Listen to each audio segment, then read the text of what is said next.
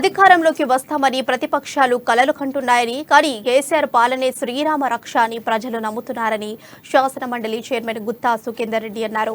ఉమ్మడి నల్గొండ జిల్లాలో 12 స్థానాల్లో బీఆర్ఎస్ గెలుస్తుందని ధీమా వ్యక్తం చేశారు. నల్గొండలోని తన నివాసంలో ఆయన మీడియాతో మాట్లాడారు.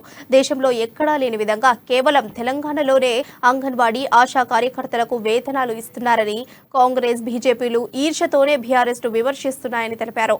తెలంగాణలో 1,50,000 మందికి ఉద్యోగాలు ఇస్తున్నామని తెలిపారు. దశాబ్ది ఉత్సవాలపై కొంతమంది తెలివి తక్కువ వారిలా మాట్లాడుతున్నారని మండిపడ్డారు. దశాబ్ది ఉత్సవాలను విజయవంతం చేయాలని, అమరుల త్యాగాలు స్మరించుకుందామని పిలుపునిచ్చారు.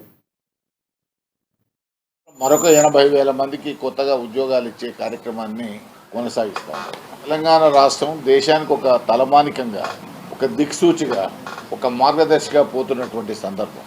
కానీ ఈ అభివృద్ధిని, ఈ సంక్షేమ ఫలాలను ఈ రాష్ట్రంలో ఉన్నటువంటి ప్రతిపక్షాలు ఒక ఈర్ష్యా ద్వేషంతో కేవలం కేసీఆర్ ప్రభుత్వాన్ని విమర్శించాలనే దురుద్దేశంతో మాత్రమే విమర్శలు చేస్తూ ఉన్నారు తప్ప మరొకటి లేదు.